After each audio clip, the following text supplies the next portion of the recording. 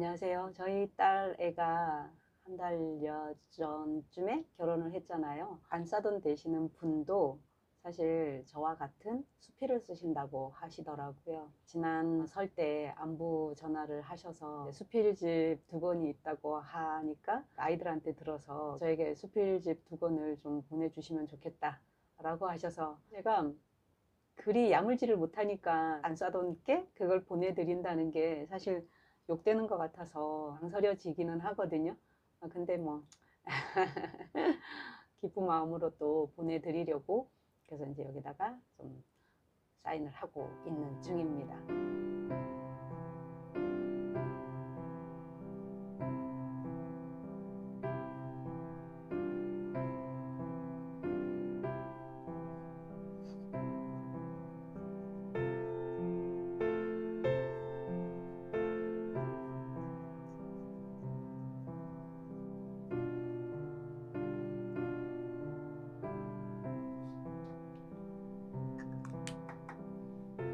자, 이제 봉투에 주소까지 썼습니다.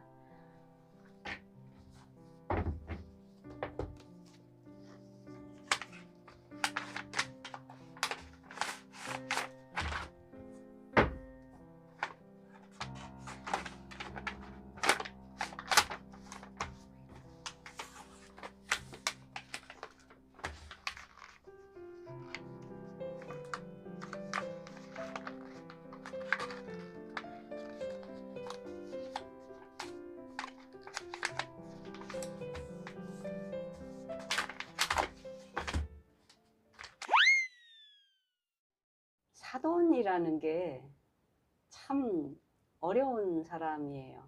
어려운 관계죠. 저도 처음 이제 경험하게 되잖아요. 그래서 이 사돈 어른께 어떻게 해야 되는지, 그리고 제가 먼저 스스럼 없이 연락하고 이러기가 참 쉽지가 않아요. 역시 경험이 있으신 안사돈께서 명절 때도 또 안부 연락을 또 주시고, 결혼식 전에 간식 문제로 인해서 또 연락도 주시고, 이렇게 하는 걸 보면서 역시 경험이 있으시니까 그런가 보다, 또 이런 생각도 들고, 연세도 저보다 한참 위시니까 또 그런 것도 있고 이렇더라고요. 저는 이제 많은 걸 배우고 있습니다.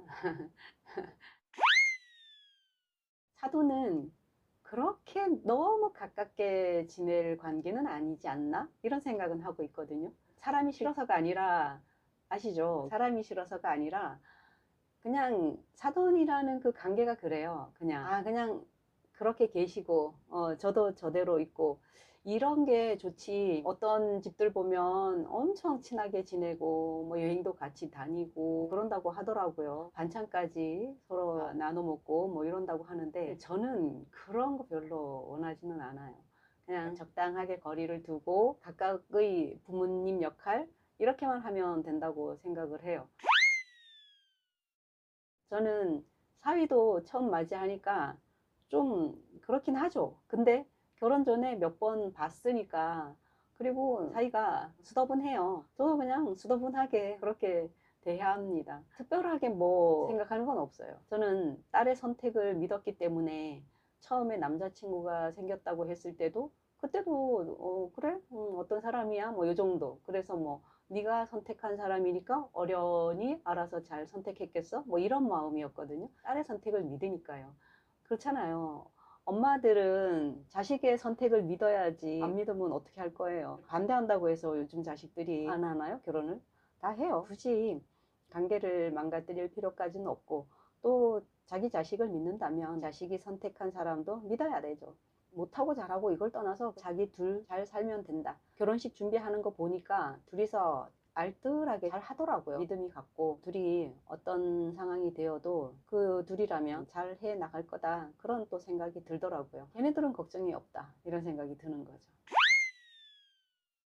딸이 결혼하고 나도 크게 변한 거는 없는 것 같아요. 단지 그날 결혼식 날은 약간 서운한 건 있었었거든요. 혼주들이 한복을 입었었잖아요. 그래서 한복을 갈아입고 반납을 해야 되는데, 원래는 딸하고 사이가 그거를 반납하기로 했었어요.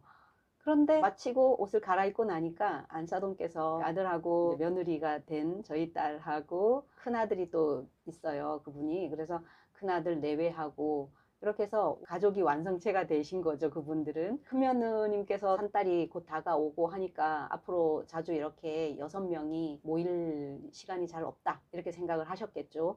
그래서 우리 이렇게 6명이 모였으니까 완성이 됐으니까 가족이 그 호텔에서 이제 차를 마시자 이렇게 말씀을 하셔서 그 한복을 반납하는 거를 저하고 이제 아들하고 둘이 하겠다고 이제 했죠. 그러고 나서 저희 딸하고 사위하고 이제 사돈 내외하고 가는 거를 보니까 실감이 나는 거예요. 딸 결혼시킨 게. 뭔가 딸을 빼앗긴 것 같은 느낌? 그 자리에서 이제. 예전 같으면 무슨 행사를 하거나 이러면 우리 딸은 우리를 따라와야 되는데 이제 저쪽을 따라가는 거예요. 이제 실감 난다. 거기서 이제 서운함이 좀 있었었어요. 이건 뭐 다른 서운함이 아닌 거죠. 그냥 제가 느끼는 감정이에요. 아이들이 결혼하고 나서 한 달 정도 돼서 설날이 된 거죠. 설날 되니까 딸이 이제 당연히 시댁으로 가야 되는 거죠. 시댁으로 가니까 저는 혼자 이제 지내게 된 거예요. 아들도 마치 뭐 다른 데 볼일 보러 간다고 해가지고 그때도 큰 뭐 그게 없었어요. 편하네 그냥. 뭐 음식 따로 내가 뭐 북적북적 안 해도 되고 손님 치레 안 해도 되고 이러니까 되게 편하게 그날은 책도 읽고 글도 쓰고 이러면서 설날을 보냈거든요. 그 다음 날이 제가 이제 생일이다 보니까 딸 내외도 온다고 하고 아들도 온다 하고 이래서 그때 이제 다 같이 온 거예요. 그래서 그 다음 날 그때 이제 음식을 좀 만들어 가지고 같이 먹게 됐고 했죠. 그럴 때 안사돈께서 설날에 연락을 주셨더라고요. 아이들한테 얘기를 들은 거겠죠. 엄마가 내일 생일이에요 했겠죠. 아유 생일 축하드립니다. 아유 그래 딸이 없으니까 서운하셨죠? 이 말씀을 하시는 거예요. 이 부분까지 챙겨주시는구나. 제 마음까지 챙겨주시는구나. 이 생각이 들더라고요 그때. 그래서 참 감사하다. 배려를 많이 해주시더라고요.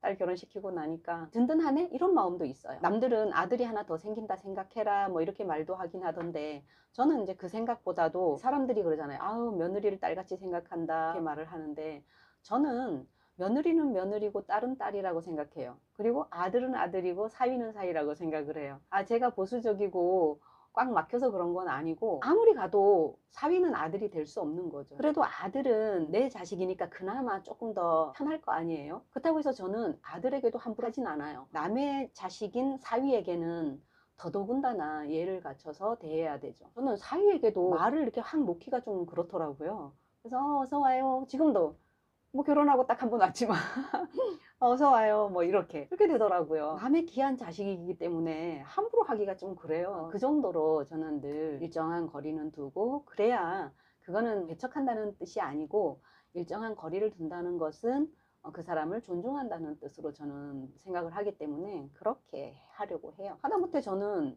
올케가 하나 있거든요. 근데 그 올케가 결혼한 지도 20년이 넘었는데도 아직도 그 올케한테 말을 놓지 않아요. 어쨌든 남의 식구잖아요. 그죠? 남의 식구가 제 동생하고 결혼을 해서 저희 집안에 들어온 사람이지만 저는 존중한다는 의미로 말을 놓지 않아요. 그래서 지금도 만나면 같이 먹어요. 아니면 이리 오세요. 그게 편하고 20년째 그렇게 오니까 그냥 다 그러려니 해요.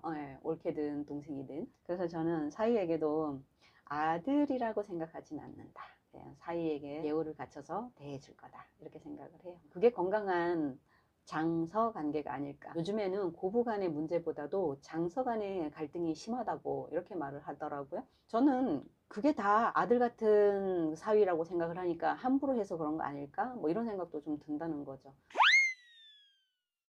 제가 딸 결혼시키고 나서 저의 소감과 안사돈께 제 수필집 2권을 보내드리기 위해서 서명을 하고 몇 자 적느라고 이런 말씀까지도 드렸네요.